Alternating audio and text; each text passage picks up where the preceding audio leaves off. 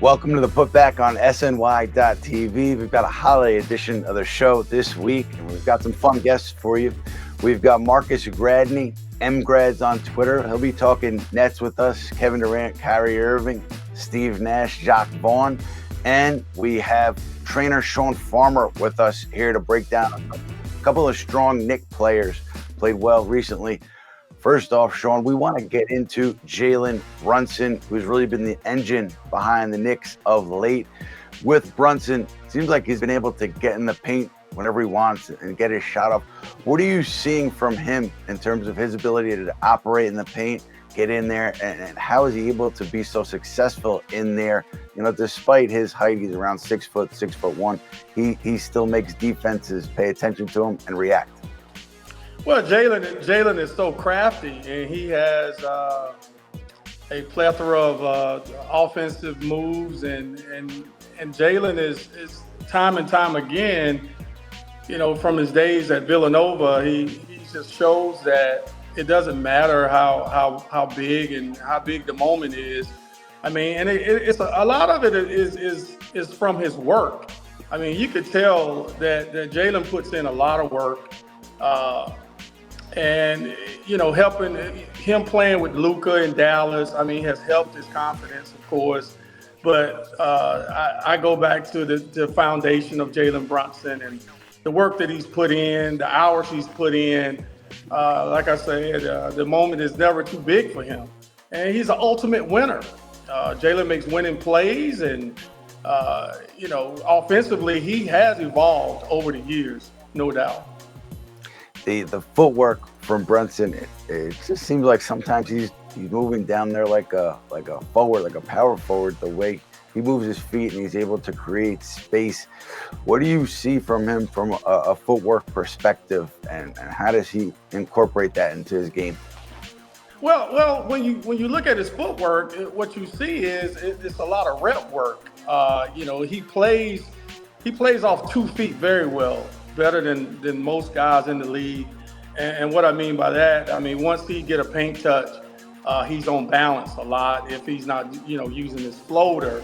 But, you know, back in his days at Villanova, and I'm always going to make reference to Villanova because I've seen a lot of their workouts down there, and they preach, you know, getting in the paint and staying balanced and stop and jump stopping and stuff like that. But, you know, Jalen footwork, it goes back to his rep work, and when you are as good as he is with his footwork, you cannot but help to know that he puts the work in, not just with his shooting, but with all the basics of basketball. Now he's able to get down there. He's had a lot of success in the middle of the paint. And obviously you get in there and you're 6 feet and there's a lot of long limbs around you. He's able to get his shot off though and do it successfully. From the film, from what you see, how is he able to get that separation to get his shot off down there? Well, because he's deceptive. He's very deceptive. I mean, people, you know, they talk about, you know, his foot speed, and he's not as quick as a lot of guards in the NBA. But Jalen is very deceptive. And he's you know, his basketball IQ is on at another level. You know, he studies guys, so that's why he's able to get down and have success because of his film work. You know, Jalen, you can tell he actually studies his opponents, and he knows how to attack angles very well and get you going one way and then pulling up and stopping on a dime. You know, once he gets you in a place where he knows he can capitalize, which is a lot of times in the paint. You know, he's very creative when he gets down there. But I attribute all of that to film study. You've been watching Jalen for a long time. You've referenced his time at Villanova. You've obviously watched him in Dallas. You've seen him here in New York. What stands out to you about the Jalen with the Knicks as opposed to Jalen with his past team? Well, I'm not surprised, though, Ian, at the success that the kid is having. I predicted it last year that he would be a Knick. But what stands out to me is he's dropped. His body looks really, really good. I think now that he has the ball in his hands a lot more than he did in Dallas, where he was a sidekick to Luka. It's just he's taking the bull by the horn. Everybody talks about that the Knicks overpaid for Jalen Brunson. I disagree. I beg to differ. I'm one of those guys, not just being biased, but he's a winner. And you can tell, looking back at the game in Chicago where, people were saying that he wasn't going to play. That's ultimate leadership that he's showing and his ability to lead a team. He's doing a lot in New York, but what stands out to me is just the leadership and his ability to let people know that I can actually lead a team. Shawn, that's something that Jalen Brunson's talked about really since his first days in New York. Talked about the importance of getting to know his teammates individually, being able to lead in his own way. Talked about spending time with his teammates both on the court, off the court, and really I think it's impacted the whole locker room, young guys and the veterans. Julius Randle had said early on this season, Jalen Brunson's going to impact us on the court, but I think he's going to impact us in the locker room that much more. And when you look at this team overall, they've had some tough losses, right? The Oklahoma City loss I'm thinking about where they gave up 145 points in regulation at home.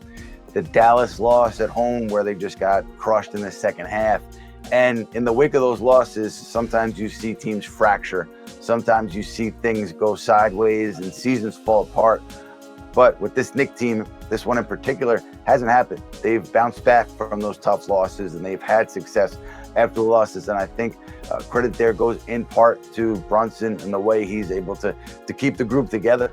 So between he and the other veterans in that locker room, no one's panicking. No one is getting too down on themselves after a loss where they let it crater. They've really bounced back from some tough situations. And that's a credit in part to Jalen Brunson. Another edition of Grad School with my buddy Marcus Gradney at mgrads on Twitter. Some of you may love him. Some of you may not love him as much, but we love him. We want to talk Knicks and Nets with him. Today, we're going to talk about the Brooklyn Nets. Marcus, what are your thoughts on Ben Simmons, Kyrie Irving, Kevin Durant, as we're sitting here taping now? Nets on a very significant winning streak, and it seems to be working out. Do you think it'll work out long-term with these three? Well, I would preach patience because it's starting to come together. When you have three players like that, two of them are very generational. Kyrie and KD. Those guys don't come around that often. And if Ben gets back to where he was before people started hating, it could be really scary. He's played good in the past two games, but Ben needs to be. He's doing his job perfectly. He's a facilitator. Why does he need to get 30 points when he's a facilitator? When you got Kyrie and KD on each side of you, that's what you want. That's what they brought him here for, to be a facilitator. James tried to do that, but James Harden. He's got to get his too. Let's just be honest. So that didn't really work out like they thought it would.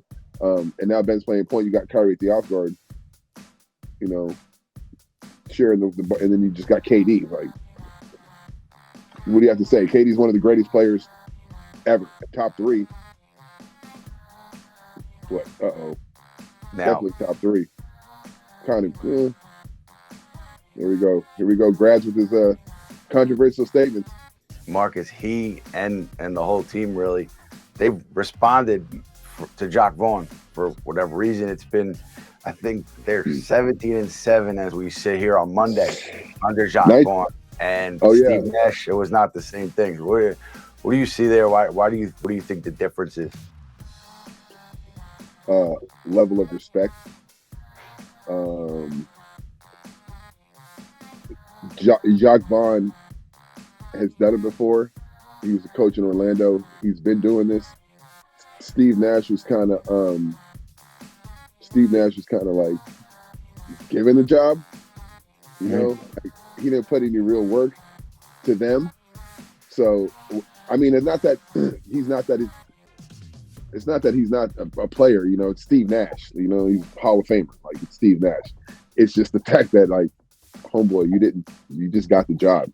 Like, you haven't shown us anything. Like, and then they didn't respect what he was. They didn't respect him.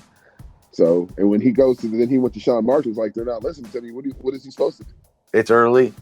Kevin Durant, MVP candidate in your mind. Where does he rank at the moment? I mean, where's his team at in the standings? I'm just saying why. And from the season, how it started to where it is now, and how it's even playing. Like, why would he not be? Yeah. Tell me why he would not be. Yeah. See, that's the thing. Like, you got to see what he's doing out there. Like, and he's been going through it also because he's on team. The James stuff, the Kyrie stuff. Like, everybody looks at Kevin Durant because why? He's Kevin Durant. Why would he not be? He should be. It's Kevin Durant. Look at his numbers. Why is he? Look where the Nets are. Now, if you're the Nets, if you're Joe Tsai and everybody, what are you doing at the trade deadline and Kyrie Irving free agency coming up? What would you do there? They're number 4 in the East. So why would you make trade? And they're only going to be going up. They're finally all healthy, playing together, about to mesh. Why would you do anything? You got Kevin Durant, Ben Simmons, and Kyrie Irving, and you have shooters who just not hitting they're just not hitting the shots yet. It'll happen. And what? Shawn, let's get into Quentin Grimes right now, because Grimes, since he was reinstated into this Knicks starting lineup, the team has really taken off. It seems like he fits that starting 5 really well. It seems like his shot has been coming along here. But for you, when you look at him defensively, does anything stand out to you about what he's done on that side of the ball? Well, hey, right away, what stands out to me is the fact that Quentin Grimes is 6'5", he has a 6'8" wingspan. He moves laterally for his size. His movement laterally for his size is impressive.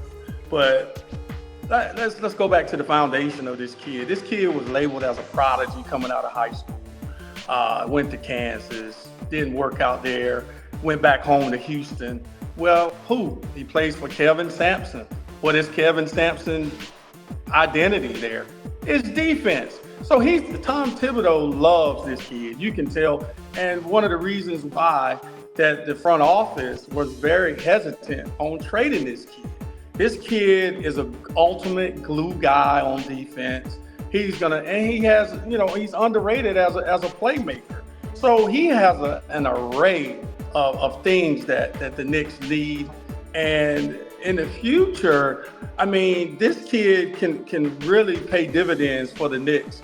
You get him at the 25th pick, and this guy is really outperforming his draft position. What does he do to disrupt things on the perimeter in particular? Because the Knicks' three-point defense has really been solid since Grimes has come back and found his footing. Well, the thing that I like about him is the fact that when he's on the floor, he guards the other team's best player. And he taking a challenge of making it tough on him. What he did against Booker when they played against the Suns is an indication of where his mind is. Everybody knows Devin Booker is a superstar in this league. And for the first, 10 minutes that Quentin was guarding him, he was something like 4 for 10 and, was a little frustrated. So Quentin understands that these guys are very, very good and they put in the work in the offseason. But the thing that he does a really good job of is his mentality. He doesn't back down from an assignment. And for a young kid, he's 22 years old and he's put in a situation where, he's playing some of the best players in the game night in and night out. What's going to be very interesting, Ian, is the fact that Cam Reddish is out right now and where they're going to find minutes for Quentin going forward, because he's definitely a Tibbs guy. And therefore, you have to find minutes for a guy like this that puts in the work on the defensive end. Yeah, I don't care who's on the roster. I think Tom Thibodeau, as long as he's coaching, he's going to find minutes for Quentin Grimes. You said it, Shawn. Thibodeau, I think, was a big proponent of the Knicks drafting Grimes. He's a big proponent. He's been a big proponent of Grimes all the way through here. You mentioned Cam Reddish. Tom Thibodeau did not want to give up Quentin Grimes in that Cam Reddish trade almost a year ago, and Atlanta wanted Grimes. Tom Thibodeau was among the decision makers who said, no, we're not putting him in the deal. And then you saw what Quentin Grimes was able to do, both as a rookie and now this season. He's been a real key to New York's success. And Shawn, as you project things forward, you mentioned Quentin's age. You talked about his wingspan and his size. What can he be? I don't want to say ceiling, but as he continues to progress at this level, how do you project him moving forward on both sides of the ball as an NBA player? Well, his ability to make shots, open shots. The Knicks, for this team, they don't need Quentin to be able to, to come in and give them 15, 20 points. He has really carved out a niche in what he's doing right now. And if he can expound on that, and also I would like to see him moving forward play some point guard. I think that he has the ability to do that. As I stated earlier, he's intelligent with passing the basketball, getting the guys, guys that are cutting. He's he makes very good intelligent reads. So on both sides of the ball, being able to knock down shots at a good percentage, of course. And knowing exactly what this team needs on defense, which he's already proven that he can be a staple on defense. But he's got to be able to knock down shots offensively in order for them to have some success going forward. Yeah, he started to do that recently, and I'm sure the Knicks and their fans would love to see more of it moving forward. On behalf of everyone here at the Putback, we wish you a happy holidays and a happy new year. We'll be back on January 5th for a live edition of the Putback at 1 p.m. We'll see you then.